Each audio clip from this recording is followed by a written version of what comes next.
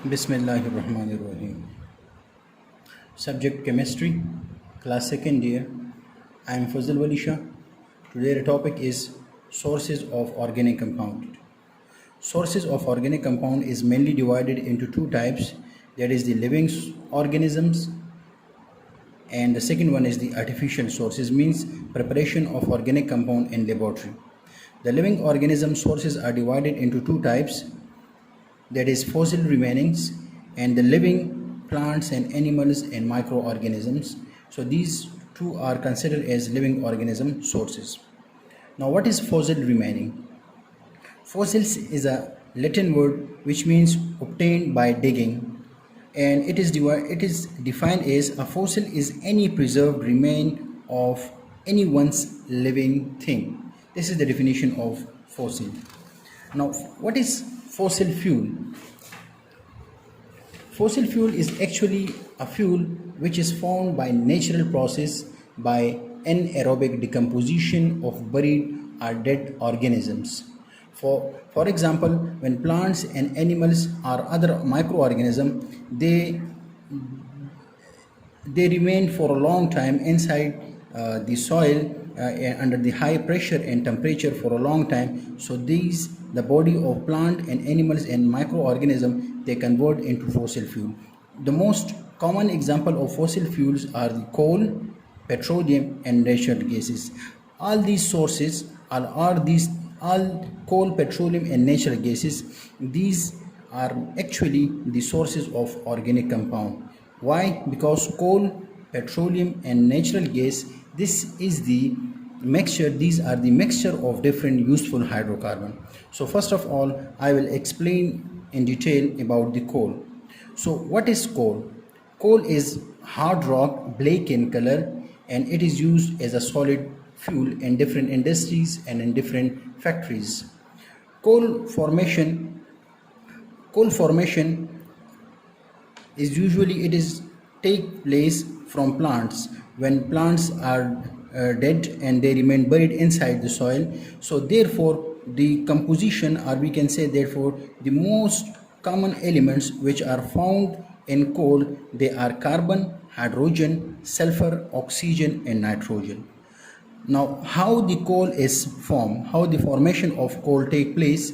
So the formation means that when plants are dead and they remain buried inside the soil under high pressure and temperature for a long time, so they convert into coal. So when plants and animals, when different plants or any vegetation, they remain buried inside the soil under the high pressure and temperature for a long time, so they convert into coal. Similarly, this process is known as coalifications. What is coalification? When plants and animals, they're buried inside the soil, so they convert into peat, and this peat then remain for a long time inside the soil and it converts into coal. So this natural process, the formation of coal, is a natural process, and this process is known as coalification. Now coal is divided into different categories on the basis of percentage of carbon. Coal is mainly divided into these four different categories: lignite, subbituminous, bituminous and anthracite. Lignite is the lowest percentage of it, contain very low amount of carbon. It is also considered as lowest rank of coal, and it is heavy as compared to the other three categories of coal. Date coal, which contain high amount, for example anthracite, which contain almost about 91% of carbon, so it is the highest rank of coal, and it is light in weight as compared to the other three categories of coal. So coal is divided on the basis of percentage of carbon. As I explained, that coal is composition, its coal composition shows that it mostly composed of carbon. So coal composition, mostly coal is used for different heating purposes. For example, in different industries, in different butties or in other furnaces. But Coal is mixture of very useful hydrocarbons. In my next lecture, I will explain that which useful hydrocarbons are present in the coal. So to separate these useful hydrocarbons from coal, a separation process is take place, and that process is known as destructive distillation process. A destructive distillation. Through destructive distillation process, we separate the useful hydrocarbons of coal. Now, the second source of the organic compound, that is the petroleum. Now, we know that petroleum is the composition of two words, pet and oleum. Pet means rock and oleum means petroleum. Petroleum is known as rock oil. Why? Because it is present in the sedimentary rocks. Sedimentary rocks, they are brown in color and spongy type. They have small pores, and these petroleum are stored inside these rocks. Petroleum is also known as crude oil. Crude oil is thick liquid and unpleasant smell. And it is also known as liquid gold. Why petroleum is known as liquid gold? Because the economy of a country, it depends on the petroleum. The formation of petroleum is similar like that of the coal, but the formation of petroleum, it consists of dead plants, animals, microorganisms, both aquatic and land plant and animals. When they died, they buried inside the soil, and after a long time they convert into petroleum.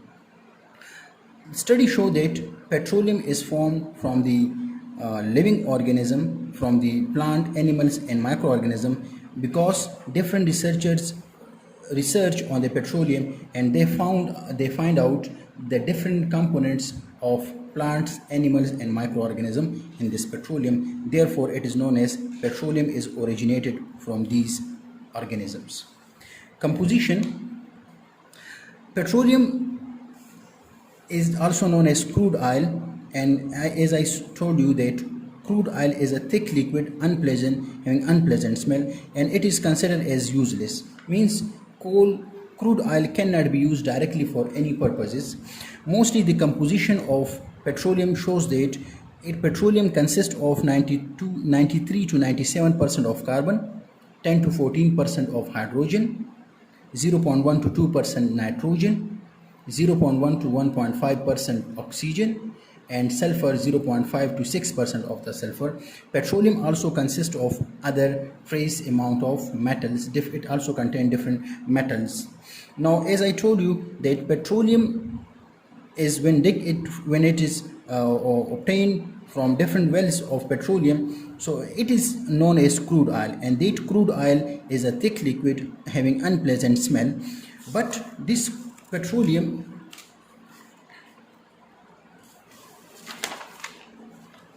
this crude oil or petroleum, it is a mixture of very useful hydrocarbons, and that useful hydrocarbons can be used for different purposes. For example, jet oils, diesel, etc. Now, these useful hydrocarbons or compounds can be separated by a process. That process is known as fractional distillation process. And what is fractional distillation process? Fractional distillation process is a process in which we separate components from each other on the basis of their different boiling point. So in next lecture, inshallah, I will explain about the fractional distillation process. The third source of the organic compound is the natural gas. Natural gas, it is also known as fossil gas. It is a mixture of hydrocarbons. All the gases hydrocarbons. It mostly contain methane, but it also contain other gaseous alkanes, carbon dioxide, hydrogen, and etc. Natural gas is usually associated with the coal and petroleum.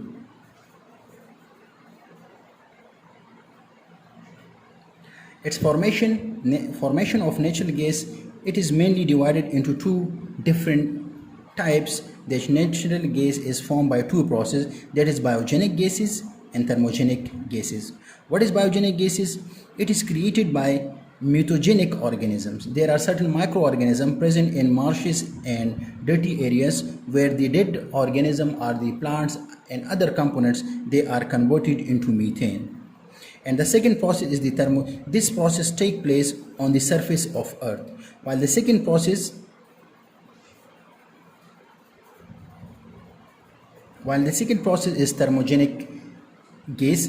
Now what is thermogenic gases? This process is usually take place deeper in the earth at high temperature and high pressure. When high temperature and high pressure is applied on the buried organism, so these microorganisms or plant and animals, they convert into natural gases. Thank you.